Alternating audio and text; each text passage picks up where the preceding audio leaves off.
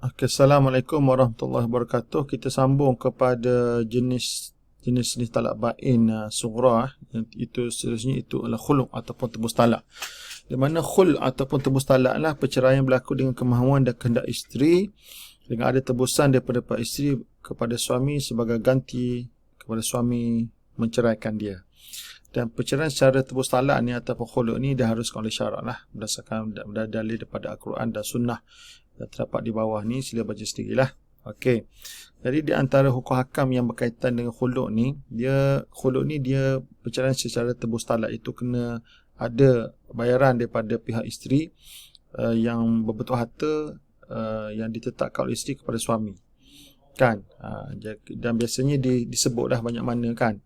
Kadarnya apa, 1,000 ke 2,000 ke 1,500 ke ataupun rumah ke kereta, kena dinyatakan tentang nilai tersebut ataupun benda yang hendak diberikan itu.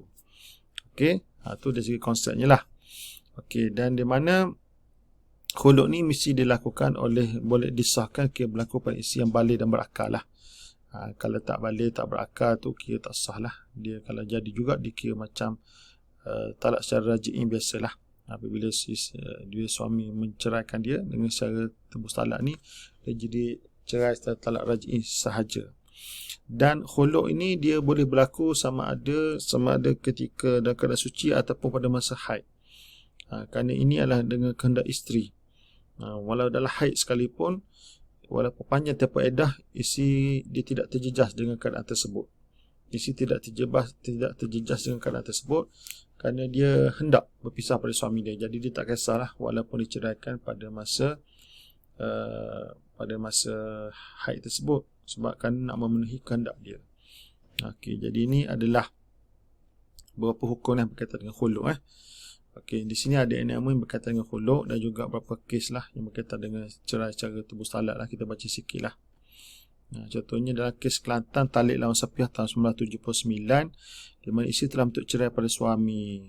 Okey, tapi suami tak setuju walaupun dengan tebus talak. Mahkamah telah menghukum kes ini diceraikan dengan cara melantik hakam lah. Dan kedua pihak telah melantik hakam, akan tetapi hakam tidak berjaya menyelesaikan kes ini kerana hakam defendant tidak bersetuju bercerai walaupun dengan tebus talak. Di mana kadi telah melantik hakam bagi defendant di bawah seksyen 74 dan kurungan 4 yang nama Mahkamah Syariah dan Ehwal Kelantan. Kemudian hakam telah bersetuju menggandakan tebus talak sebanyak RM100. Di mana defendant telah merayu kepada jemaah pengadilan, rayu telah keluar dan hukuman mahkamah kadi dikukuhkan. Ini contoh kes yang berkaitan dengan khulu'. Okey, seterusnya kita pergi kepada talak bain kubra. Talak kubra ni maksudnya suami tak boleh rujuk semula pada isteri yang telah diceraikan dengan talak 3, sama ada disetubuhi ataupun belum disetubuhi. Di mana dia tidak boleh kembali semula kepada bekas isterinya itu kecuali dengan akad dan mas kawin baharu setelah syarat berikut dipenuhi. Yang pertama, tamat iddah yang diceraikan isteri dengan talak 3 itu. Kemudian bekas isteri tersebut kahwin semula dengan lelaki lain dengan akad nikah yang sah dan menurut syarat. Kemudian berlaku persetubuhan dengan sempurna antara keduanya. Kemudian berlaku perpisahan antara keduanya sama ada sebab bercerai ataupun suami meninggal dunia, dan tamat tempoh iddah tersebut dari suami yang kedua itu. Jadi bila cukup 5 syarat tersebut, barulah suami yang pertama tu boleh kembali semula dengan bekas isteri itu dengan akad dan mas kahwin baharu.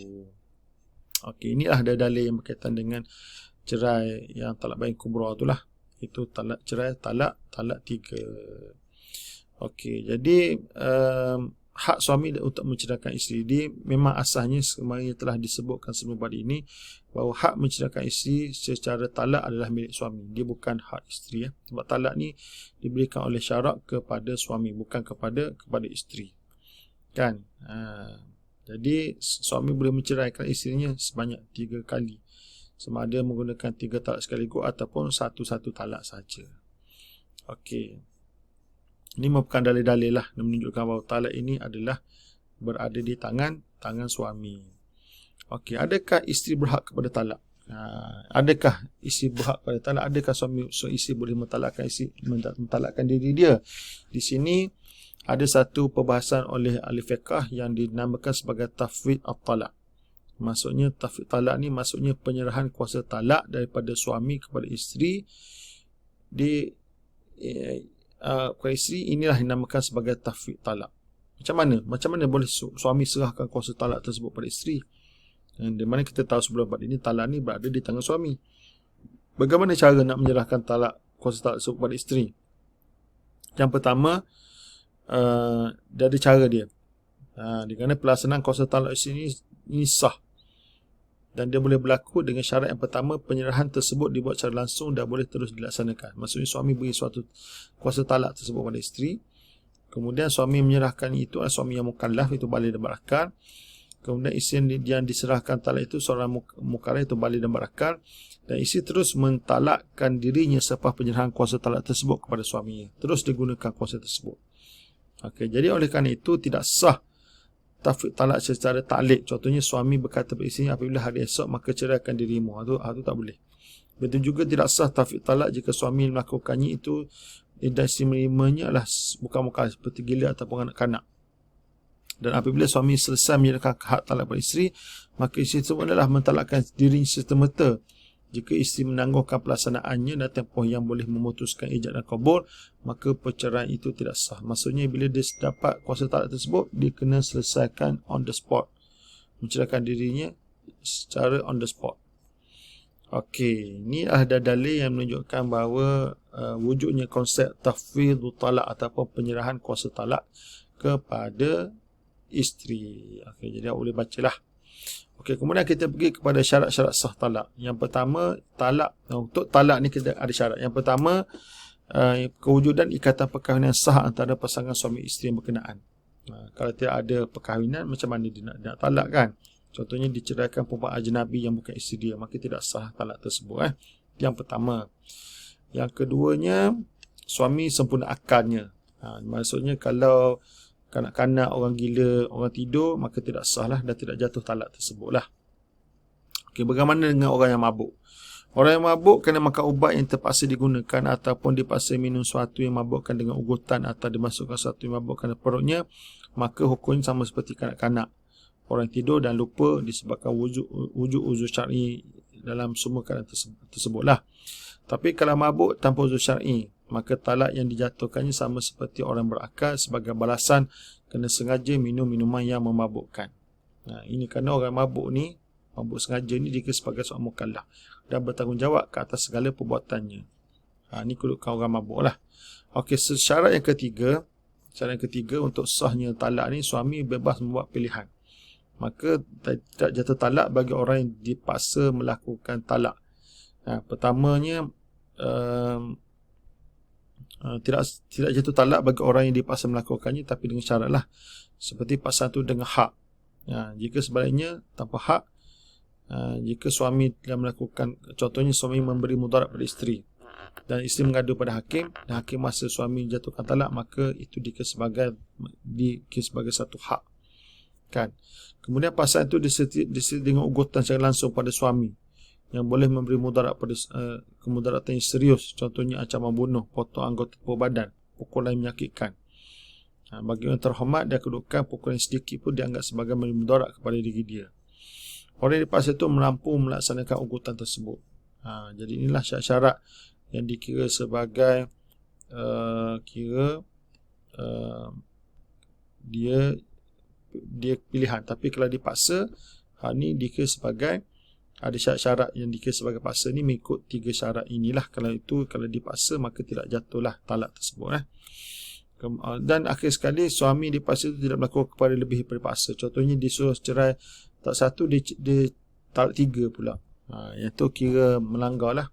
Kalau suruh talak 1 saja, dia talak 3. Kalau talak 3, jatuh talak 3.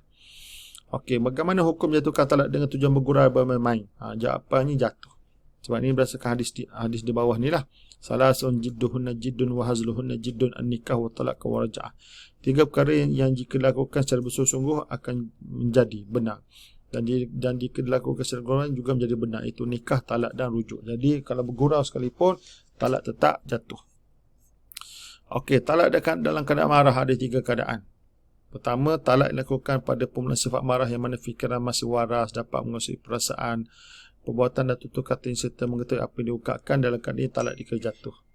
Yang kedua pula, talak dilakukan daripada kemuncak kemarahan yang menggila dan hilang kawalan diri, dan juga dia tak tahu apa yang berlaku. Kan?